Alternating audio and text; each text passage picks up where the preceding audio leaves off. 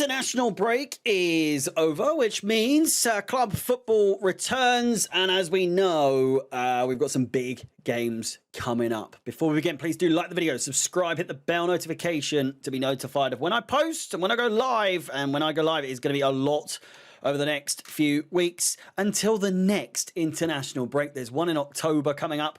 There's one in November as well. And then it is the new year where we will have a better sort of understanding of where Chelsea's season lies at the moment. If we look at our fixtures coming up over the next few weeks or so, or leading up into the Christmas periods, of which, again, I know it's only September. It's only September, but the Christmas period is fast approaching. Of course, we have Brentford, and we'll get into that in just a few moments. But again, Chelsea unbeaten in this year's Premier League so far in the first 3 games, this being the 4th game away from home. Another derby in London, another West London derby, back-to-back after beating Fulham 2-0 back in the end of August. We've got Brentford away. We've got Bayern Munich away in our first Champions League showdown. And then, again, another away game to Manchester United, a team we have not beaten away from home in over 10 years. I want to say. I don't want to say. I have to say. In fact, let's just take a look. Our head-to-head against Manchester United, we have not bested them. We bested them in the FA Cup back in 2020. But before then, it was back in, I'm scrolling for so long, the 5th of May, 2013. It's at least 4. But in my time doing YouTube and previews and whatnot, I have spoken about the possibility of beating Manchester United at Old Trafford on countless occasions. Hopefully this is the time that we can, of course, brush it under the rug, because what better time under Enzo Maresca, of course, and with Chelsea having won the Club World Cup, and we're on good ground at the moment, good momentum, and we've got a couple of injuries here and there, but Manchester United not doing so good at the moment. Anyway, Lincoln in the Carabao Cup, another game away from home before we play Brighton at home, Benfica at home, Liverpool at home, Forest away, Ajax at home, Sunderland at home. The list goes on. And it really is quite the build-up to the new year. Barcelona and Arsenal back-to-back within just the space of the same week, just 4 days apart. But again, back to the point at hand, we have Brentford, another West London derby. If we look at our head-to-head against them, a draw back in April, a win back in December of 2024, a draw in March, a loss, a draw, a loss. It's been a tricky run against Brentford since their promotion to the Premier League back in 2021. We beat them on I think it was one of their first games in their promotional season, then beat them in the Carabao Cup, and then it all went kind of downhill for 5 games actually, before we got a win, which was, of course, the game again, the one before the last one, if that makes sense. In the last, I think, 12 games, we've won 5. But again, more recently than not, Brentford have been somewhat of a bogey team. Listen, there's a few talking points here in terms of starting lineups. Injuries.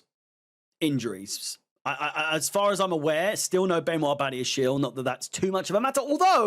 Although with our defensive issues at the moment, no Colwill, still no. Well, Fofana's back, but he's not a starter. Still, we've got to ease him back in. because we don't want to risk him getting injured, that's for sure. But no Badiashile, no Levi Colwell. Dario Esugo is the latest to pick up an injury. That was during the international break, I want to say. No Liam Delap, that's mid-November. Cole Palmer back in training, although he won't be available, I don't think. I think it's going to be at least... I could see us pushing October. I think that's what I've seen. I think I've seen people saying October for Cole Palmer, and no Romeo Lavia. So we are without a good number of people, a good number of key players. So when you look at the starting 11 for this type of game, you've got to go Sanchez in goal. Listen, I love Thomas Tuchel. I love him. He's one of my favourite managers to have ever managed at Chelsea Football Club. However, he has ragged Reece James to within an inch of his life. And many will argue that you know, he has just showcased that he is not the fragile papier-mâché Reece James that we have been led to believe. Obviously, the injuries speak for themselves, but Thomas Tuchel has got the best of him. Arguably one of the best performing international players this international break for their respective international club. But do we risk him in this game? Or will Maresca risk him in this game? I don't know. I don't know. Personally, I would like to see him start alongside Chalobah, Tosin Adarabioyo and Cucurella, of course, who also had a very good international break. Caicedo, who I'm fairly sure is now suspended for what was it? Colombia? Is it Colombia? Fuck me. Why have I forgotten this? Moises Caicedo. Ecuador. Fucking Colombia. Jesus Christ. The same flag, all right? Jesus Christ. But anyway, Caicedo suspended for the first game of the World Cup. Fucking Colombia. Enzo Fernandez will hopefully join him alongside him in midfield. Again, I don't see Palmer. So in that respect, the midfield is gonna get a little bit weird. So I'm gonna say,